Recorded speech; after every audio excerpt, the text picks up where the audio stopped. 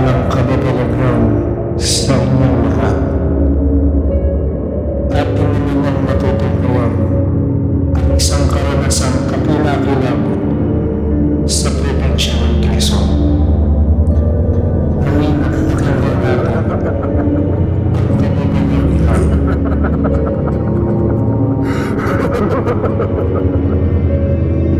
Ako nga pala si Stephen, 20 years old. Ibabahagi ko lang ang nangyari sa amin ng mga tropa kong sina James, Sam, at David sa challenge na 3 AM.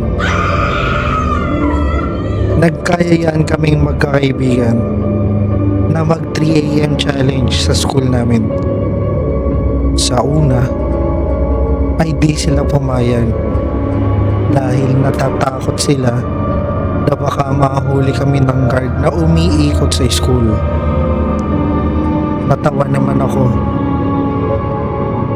dahil baka reason lang nila yon dahil takot sila sa multo. Sa huli ay pumayag din sila dahil kung di sila papayag ay magbabayad ng 200 kapag di sila sumama. Saktong mga 2:30 AM nun ay sabay-sabay kaming pumunta sa likod ng school. Hinanda ko na yung cellphone ko para sa video at yung flashlight, pero mahina lang yung ilaw, baka kasi makita ng guard, mahuli pa kami. Nang makapasok na kami ay napagpasyahan namin na unahin yung building ng science. Doon kasi daw may white lady. May white lady na umiiyak. Di ko alam kung totoo yun o baka gawa-gawa lang. Pero aalamin namin yun. Ako yung nasa unahan at yung tatlo ay nasa likuran ko. Halatang takot si James at David. Paano ba naman kasi? Kung ano-ano ang pinagsasabi ni Sam na nakakatakot. Pero imbis na matakot ako, ay natatawa pa ako sa itsura niya. Hindi doon sa mga kwento niyang nakakatakot. Napatigil ang pagsasaya namin nang may marinig kaming parang naglalakad at tubig na pumapatak sa sahig. Tinignan ko ang mga kasama ko at sinabihan ko silang huwag maingay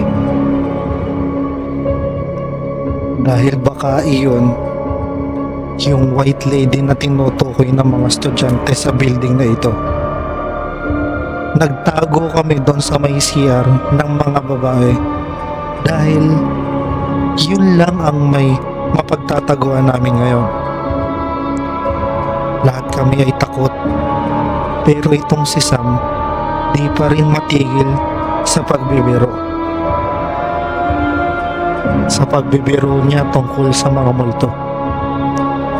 Kaya binatuan ko dahil mukhang di naman nakainom ng gamot pang kontra kabaliwan. Ako lang yata ang seryoso ngayon sa challenge na ito. Yung tatlo kasi ay nasapian ng kabaliwan ni Sam.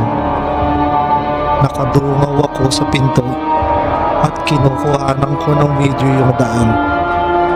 Halos mga 5 minuto ay wala namang dumadaan.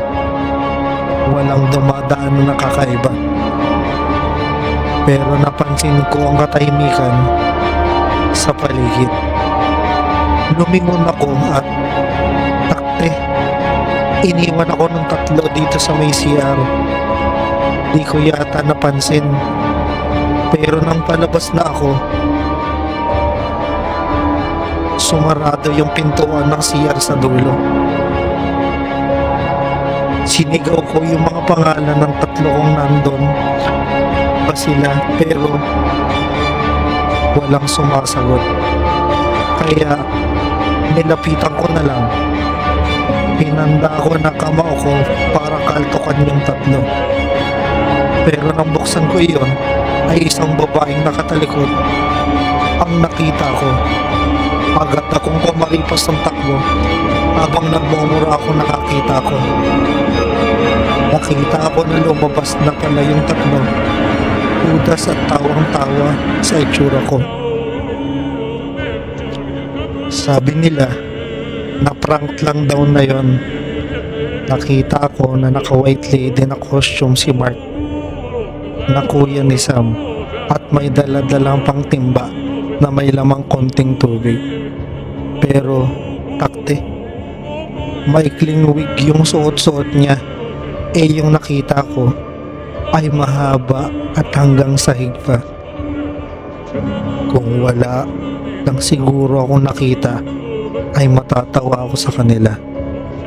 Pero bago yun, kaltok muna para bawi ng mga panggagago nila sa akin.